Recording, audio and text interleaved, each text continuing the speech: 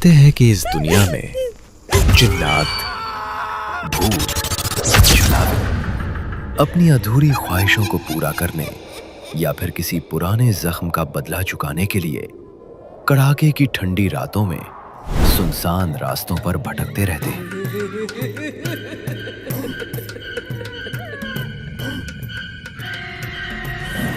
जब ठंड हड्डियों तक उतर जाती है, जब कोहरा आंखों के साथ साथ दिलों को भी ढक लेता है, तब कुछ परछाइयां जिंदा और मरे के बीच की रेखा को धीरे धीरे मिटाने लगती हैं।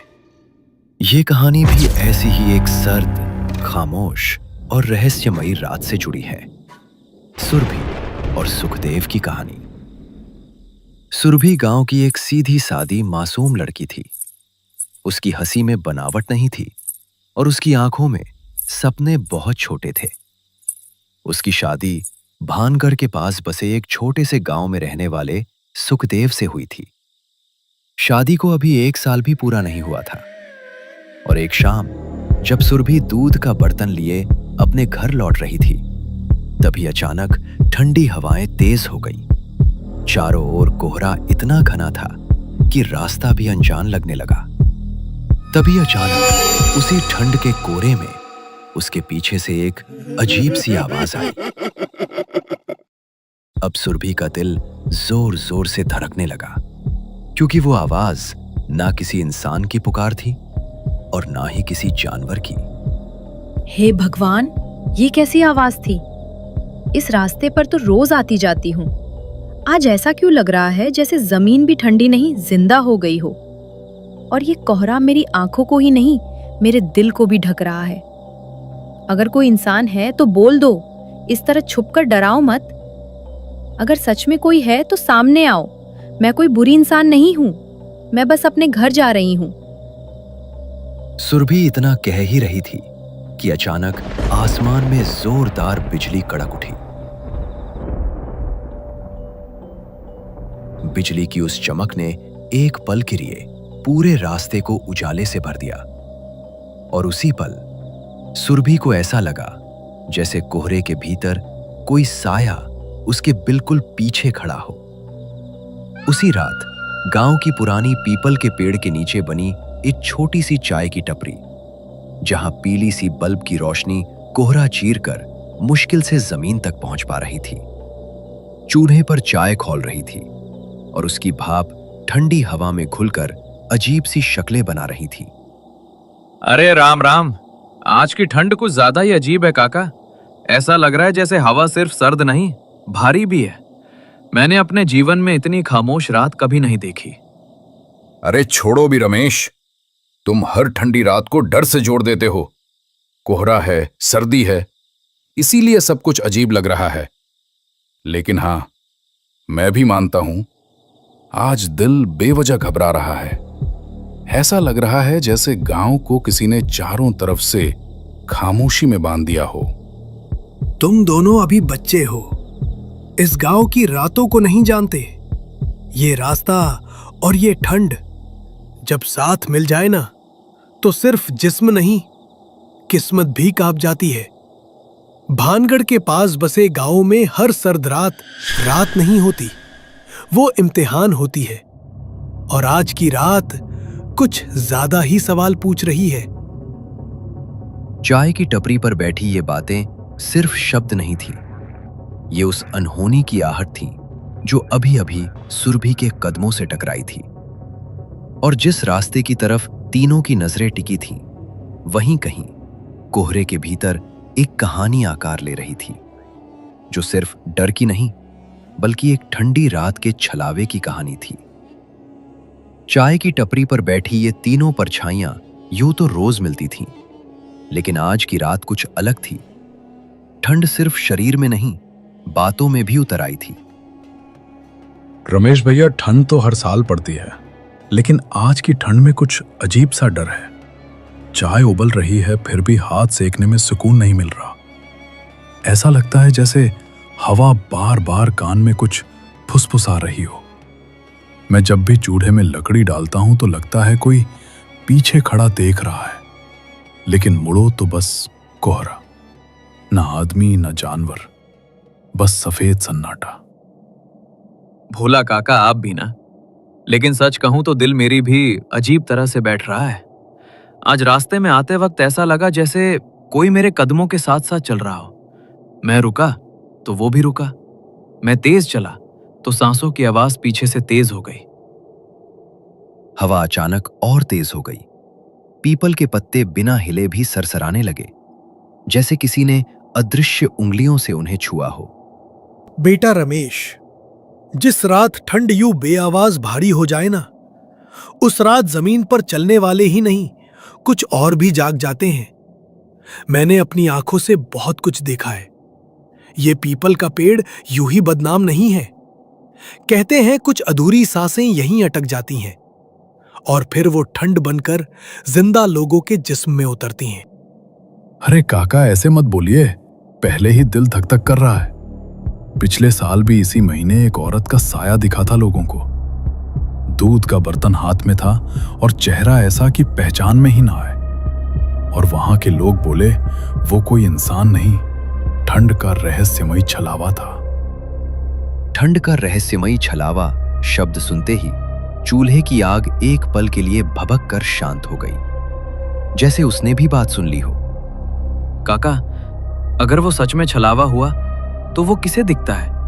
हर किसी को तो नहीं दिखता ना। आवाज नहीं बेटा, छलावा उसी को दिखता है जिसके मन में डर और अधूरी बातों की जगह होती है, जिसके दिल में कोई टीस दबी हो या जिसने किसी का दर्द अनदेखा किया हो। ठंड बस बहाना बनती है, असल में वो तुम्हारे अंदर झांकता है। काका की ये बात सुनकर अब सारे लोगों को सांप सूंघ गया। तभी दूर कहीं किसी औरत के पायल जैसी हल्की आवाज कोहरे में घुलती हुई सुनाई दी।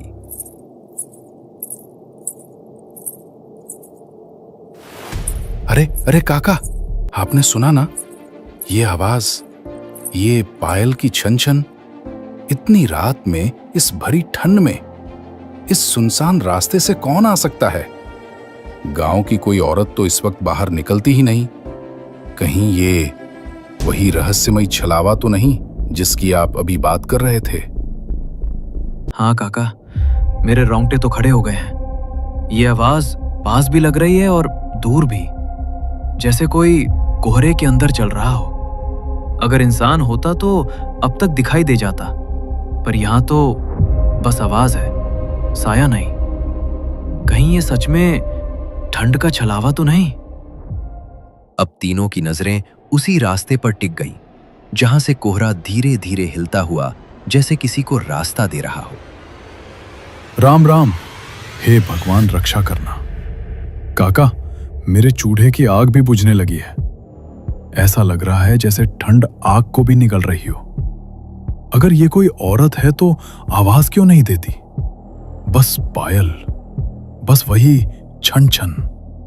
मैंने तो सुना है छलावा पहले आवाज बनता है, फिर शक्ल। धीरे बोलो भोला, ऐसी चीजों का नाम जोर से नहीं लेते। ये वही वक्त होता है जब डर तुम्हारी आवाज पकड़ लेता है।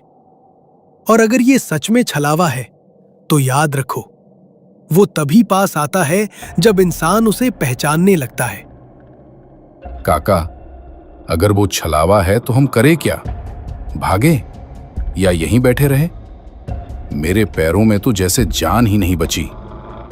तभी कोहरे के बीच एक परछाई सी हिली, इतनी हल्की कि आंखें धोखा खा जाएं और दिल सच मान ले। काका, वो देखिए, क्या आपने देखा? कोहरे में कुछ तो हिला है, या ये मेरी आंखों का धोखा है? अगर आंखें देख लें तो धोखा हो सकता है बेटा, लेकिन जब दिल कांपने लगे तो समझ लेना कुछ बहुत पास आ चुका है। पायल की आवाज अब और साफ हो गई थी। कोहरा और ठंड एक दूसरे में घुलते हुए जैसे किसी रहस्य को जन्म दे रहे हों।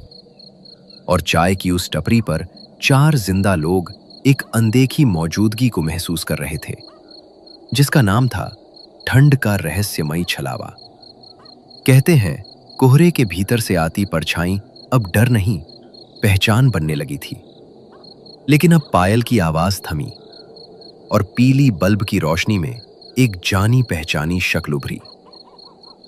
अरे अरे, ये तो सुरभि है। अरे बेटा सुरभि, तू है क्या? हम तो डर ही गए थे। इतनी रात में इस ठंड में तू यहाँ क्या कर रही है? अरे राम राम, मुझे तो लगा आज कुछ अनहोनी हो गई। आ बेटा, पहले ये बता, इतनी रात में अकेली? सुरभि ने दूध का बर्तन नीचे रखा। उसके हाथ कांप रहे थे, चेहरे पर डर साफ दिख रहा था। काका, मैं बस दूध देकर घर लौट रही थी। रोज का रास्ता है, लेकिन आज रास्ता ही बदल गया था। क्या हुआ बेटी? ऐसा क्या देख लिया कि हालत बिगड़ गई? ठंड बहुत ज्यादा थी काका। कोहरा इतना घना कि 2 कदम आगे कुछ नहीं दिख रहा था। तभी पीछे से किसी की चलने की आवाज आई। किसी आदमी की? पता नहीं, आवाज तो इंसान जैसी थी, लेकिन जब मैं रुकी तो कोई दिखाई नहीं दिया। मैं तेज चली तो वो भी तेज हो गया। मेरी सांसें तेज थीं, पर पीछे से जैसे किसी और की सांस भी चल रही थी। अब चाय की टपरी पर फिर वही सन्नाटा उतर आया जो कुछ देर पहले था। हे भगवान! मैं डर गई काका। सच कहूं तो पहली बार लगा कि शायद मैं अकेली नहीं हूं। फिर बिजली कड़की और मुझे ऐसा लगा जैसे कोहरे में कोई मेरे बहुत पास खड़ा है। फिर? मैं भागी सीधे यहां तक। रास्ते भर दिल ऐसे धड़क रहा था जैसे बाहर निकल आएगा। जब आपकी आवाजें सुनी तब जाकर जान में जान आई। बेटी, इस ठंड में डर जल्दी लग जाता है। कोहरा दिमाग से खेल करता है। हर आवाज दुगनी हो जाती है। लेकिन काका, आज माहौल सच में अजीब है। हाँ, पता नहीं क्यों आज रास्ता भी अजनबी लग रहा था, जैसे वही रास्ता मुझे पहचान नहीं रहा हो। सुरभि ने बर्तन उठाया और घर की तरफ देखने लगी। अब मैं चलूं काका? घर वाले भी इंतजार कर रहे होंगे। जा बेटा, ध्यान से जाना। और हाँ, अगर फिर डर लगे तो आवाज देना। जी काका। सुरभि धीरे धीरे घर की ओर बढ़ गई। पायल की आवाज फिर से कोहरे में घुल गई, लेकिन चाय की टपरी पर अब कोई हंस नहीं रहा था, क्योंकि जो डर अभी अभी गया था वो सवाल बनकर सबके मन में छूट गया था। क्या वो सच में सिर्फ डर था, या ठंड की उस रात कुछ और भी चल रहा था? उधर गांव के दूसरे छोर पर मिट्टी और पत्थरों से बना सुखदेव और सुरभि का छोटा सा घर आज कुछ ज्यादा ही खामोश था। आंगन में रखा दिया जल रहा था, लेकिन उसकी लौ बार बार कांप रही थी, जैसे किसी अनदेखी सांस ने उसे छू लिया हो। सुखदेव आज जल्दी घर आ गया था। वो चौकी पर बैठा आग के पास हाथ सेक रहा था, लेकिन उसकी नजर बार बार दरवाजे पर चली जाती थी। सुरभि रोज इस वक्त तक घर पहुंच जाती थी, पर आज देर हो रही थी। पता नहीं आज दिल क्यों घबराया सा है। सब तो रोज जैसा ही है, फिर भी मन को चैन नहीं मिल रहा। बेचैनी यूं सीने में अटकी है जैसे कोई बात है। बाहर ठंडी हवा दरवाजे की दरारों से सीटी जैसी आवाज निकाल रही थी।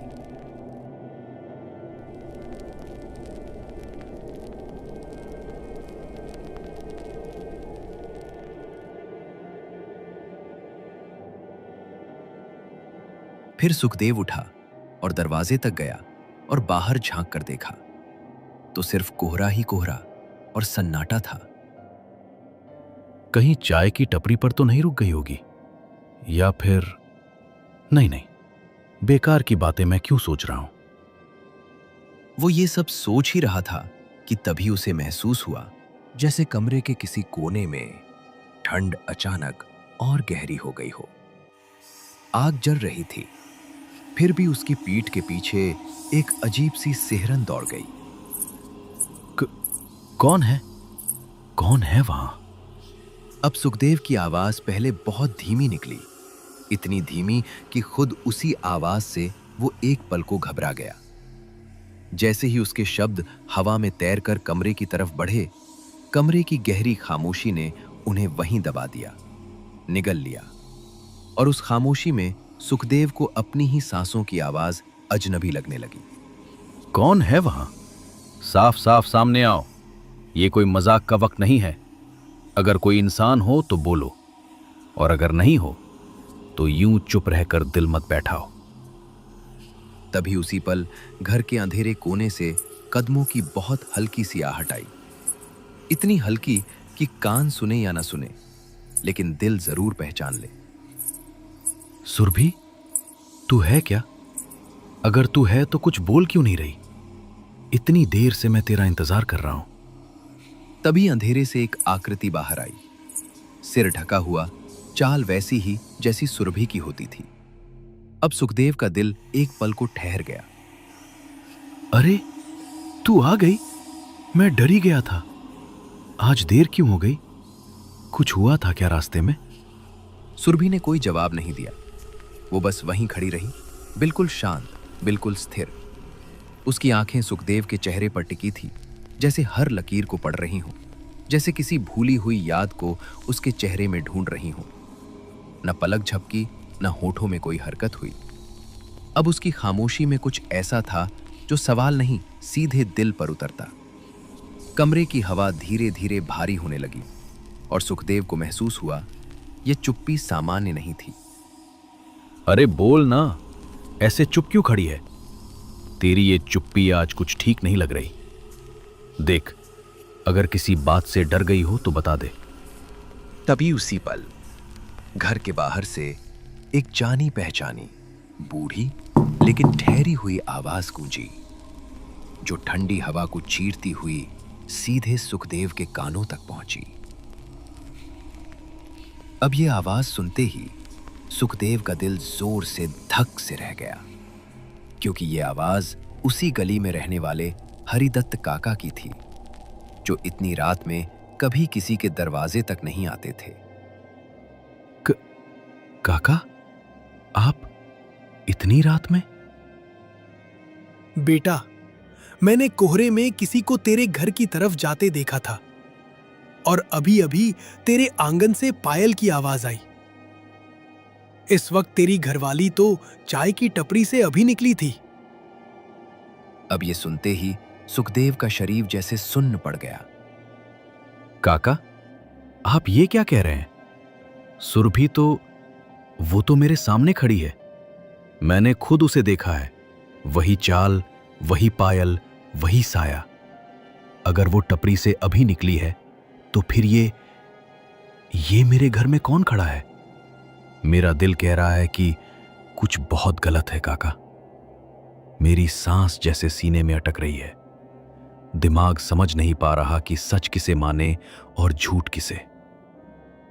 बेटा सुखदेव, मैं झूठ नहीं बोल रहा। मेरी उम्र झूठ देखने सुनने में ही निकल गई है। सुरभि अभी मेरे सामने से गुजरी है। वो डर में थी, लेकिन जिंदा थी। जो तेरे घर में खड़ा है, वो अगर बोल नहीं रहा तो समझ ले वो इंसान नहीं है। इस ठंड में कुछ ऐसी चीजें जाग जाती हैं जो अपनों का चेहरा पहन लेती हैं। नहीं काका, ऐसा मत कहिए। ये मेरा घर है, मेरी पत्नी है। अगर ये छलावा हुआ तो उसने सुरभि का ही रूप क्यों लिया? अगर ये कोई साया है तो मुझे ही क्यों दिख रहा है? मैंने तो किसी का बुरा नहीं किया। फिर ये ठंड, ये खामोशी, ये डर मेरे ही घर क्यों उतर आया? बेटा, छलावा उसी के पास आता है जिसके मन में डर से ज्यादा अपनापन होता है। ये तुम्हारी कमजोरी नहीं, तुम्हारा प्यार है। पर याद रखो, जो भी अंदर खड़ा है उससे आंख मत मिलाना।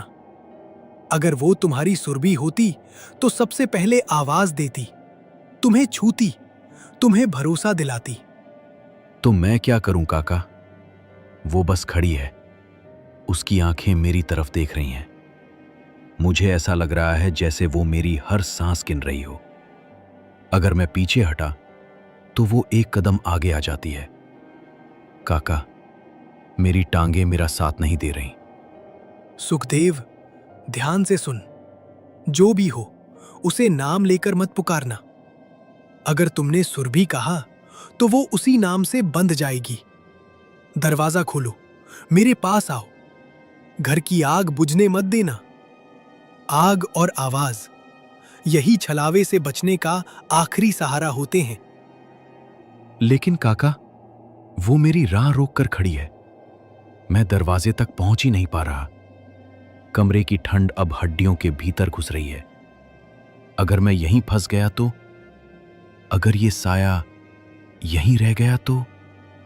बेटा, अगर वो रास्ता रोक रहा है तो समझ ले, वो चाहता है कि तू डर माने। आंखें बंद कर, मन में राम का नाम ले और एक ही बात बोल, जो मेरा नहीं वो चला जाए। बस इतना ही। याद रख, छलावा सच नहीं सह पाता। इतना कहकर हरिदत्त काका की आवाज दरवाजे के बाहर धीरे धीरे दूर होती चली गई। उनके कदमों की आवाज कोहरे में घुलती चली गई, जैसे कोई निशान छोड़ना ही नहीं चाहता हो। फिर पूरा आंगन फिर से सन्नाटे में डूब गया। सुखदेव कुछ पल दरवाजे की तरफ खड़ा ही रह गया। उसका दिल अब भी तेजी से धड़क रहा था। फिर उसने धीरे धीरे पीछे मुड़कर कमरे की तरफ देखा। वो आकृति अब वहां नहीं थी। बस कमरे में दिए की कांपती लौ और आग की हल्की चटक बाकी रह गई थी। ये सब क्या था? मैंने तो साफ देखा था। उसकी चाल, उसका सिर ढकना, सब कुछ सुरभि जैसा ही था। तो फिर अगर वो नहीं थी तो कौन थी? उसके माथे पर ठंडी पसीने की बूंदें उभर आईं। फिर वो आग के पास बैठ गया। शायद मैं ही ज्यादा डर गया हूं। सारी रात कोहरा, ठंड और गांव की बातें दिमाग से खेल करने लगी हैं। लेकिन जैसे ही उसने खुद को समझाने की कोशिश की, उसी पल दरवाजे के बाहर हल्की सी आहट हुई। सुखदेव का दिल फिर से उछल पड़ा। वो उठकर दरवाजे की तरफ गया। सुरभि, तू अभी आई? अब सुरभि ने हैरानी से उसे देखा और कहा, अभी आई? मैं तो अभी चाय की टपरी से सीधे घर आई हूं। तो फिर जो अभी मेरे सामने खड़ी थी वो कौन थी? सुखदेव की यह बात सुनकर सुरभि का चेहरा एकदम से उतर गया। सुखदेव, तुम ये कैसी बातें कर रहे हो? मैं तो अभी अभी टपरी से निकली हूं, रास्ते में किसी से रुकी भी नहीं। अगर तुम कह रहे हो कि कोई मेरे जैसी शक्ल सूरत, मेरी चाल और मेरी पायल के साथ यहाँ खड़ी थी, तो वो मैं नहीं हो सकती। मेरे जिस्म में ठंड है, थकान है, पर ऐसा कोई पल मुझे याद नहीं जब मैं यहाँ पहले पहुंची हूँ। नहीं सुरभि, वो बिल्कुल तू ही थी। वही सिर ढकने का ढंग, वही चुप्पी, वही नजर जो सीधे दिल के अंदर उतर जाए। वो कुछ बोली नहीं, बस मुझे देखती रही। और जैसे जैसे मैं पास गया, कमरे की ठंड बढ़ती गई। अगर तू अभी आई है तो यकीन मान, मेरे सामने जो थी वो इंसान नहीं थी। तो मतलब जो आवाज मैंने रास्ते में सुनी थी, जो साया मेरे पीछे चला था, वो मेरे साथ साथ यहाँ तक आया। सुखदेव, मुझे लग रहा है जैसे उस ठंड ने मेरी परछाई छीन ली हो। अगर कोई मेरी ही शक्ल पहनकर घर में घुस आया तो वो हमें क्या दिखाना चाहता है? शायद वो डर नहीं, कोई इशारा था। काका ने कहा था ना, छलावा उसी के पास आता है जिसके दिल में कोई अधूरी बात होती है। मैं सोच रहा हूं, कहीं हमने अनजाने में किसी की पीड़ा को नजरअंदाज तो नहीं किया? या इस घर, इस जमीन से जुड़ा कोई पुराना सच तो नहीं जिसे हम देखना नहीं चाहते?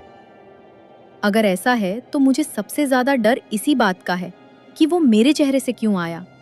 क्या इसलिए कि मैं उस रास्ते से रोज जाती हूँ, या इसलिए कि किसी औरत की कोई अधूरी कहानी मेरी परछाई बनकर घूम रही है? सुखदेव, मुझे पहली बार लग रहा है कि ये रात अभी खत्म नहीं हुई। डर को अभी जीतने नहीं देंगे।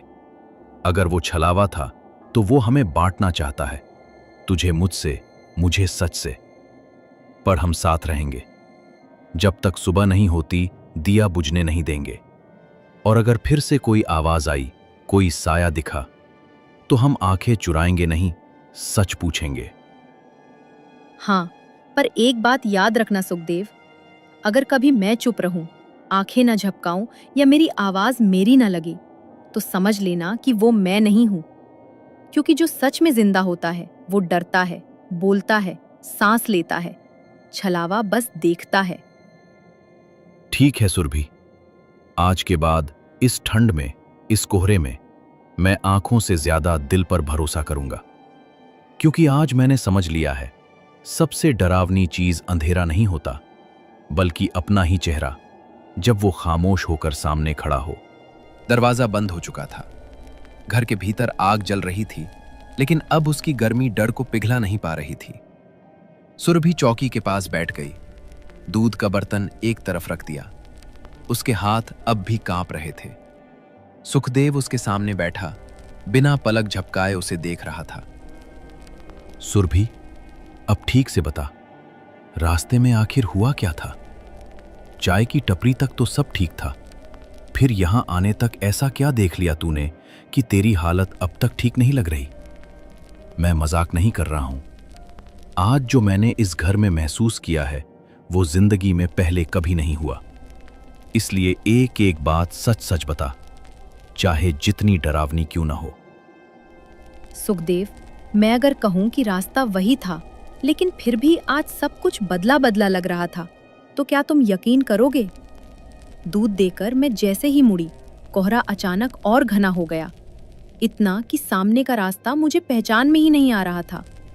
हर कदम पर ऐसा लग रहा था जैसे जमीन ठंडी नहीं, गीली और भारी हो गई हो, और मेरे पीछे कोई बिना आवाज के चल रहा हो। बिना आवाज के? पर तूने कहा था कि चलने की आहट भी आई थी। ये साफ साफ बता, क्योंकि अभी भी मेरे कानों में कदमों की वही आहट गूंज रही है। और सुरभि, जब तू बता रही है तो मुझे वही सिहरन क्यों हो रही है जो थोड़ी देर पहले उस खामोश आकृति के सामने हुई थी? हाँ, पहले कुछ सुनाई नहीं दिया, लेकिन जब मैंने चाल तेज की तभी पीछे से कदमों की आवाज आई। मैं रुकी तो वो भी रुक गई। मैं पलटी तो कुछ नहीं दिखा, बस कोहरा। लेकिन उस कोहरे के अंदर मुझे ऐसा लगा जैसे कोई मुझे देख रहा हो। मेरी सांसें तेज थीं और उसी के साथ किसी और की सांसें भी, बिल्कुल पास से। और तूने पीछे देखा नहीं? एक बार भी नहीं सोचा कि चिल्ला दे या किसी को आवाज दे? सुरभि, सोच, अगर कुछ हो जाता तो आज तू यहां मेरे सामने न होती। ये सुनकर मेरा दिल अब भी बैठा जा रहा है। मैं चिल्लाई थी सुखदेव, लेकिन मेरी आवाज मुझे खुद ही सुनाई नहीं दी, जैसे कोहरे ने उसे निगल लिया हो। फिर अचानक बिजली कड़की और उस एक पल की रोशनी में मुझे साफ दिखा, कोई मेरे पीछे था। पूरा चेहरा नहीं, बस एक साया। और उसी पल मेरे पैरों ने जैसे खुद ब खुद दौड़ना शुरू कर दिया। जब मैं भागकर चाय की टपरी पहुंची, तब जाकर सांस आई। सब लोग थे वहां, इसलिए डर थोड़ा कम हुआ। लेकिन रास्ते भर मुझे यही लग रहा था कि मैं अकेली नहीं हूं। और जब मैंने सुना कि लोग ठंड के छलावे की बात कर रहे हैं, तो मेरे दिल में कोई पुराना सा डर जाग गया। ऐसा डर जो नाम लेने से भी और बढ़ जाता है। सुखदेव चुप हो गया। आग की लपटें दोनों के चेहरों पर कांपती परछाइयां बना रही थीं। घर के भीतर डर अब सिर्फ कहानी नहीं रहा था, वो दोनों के बीच बैठ चुका था।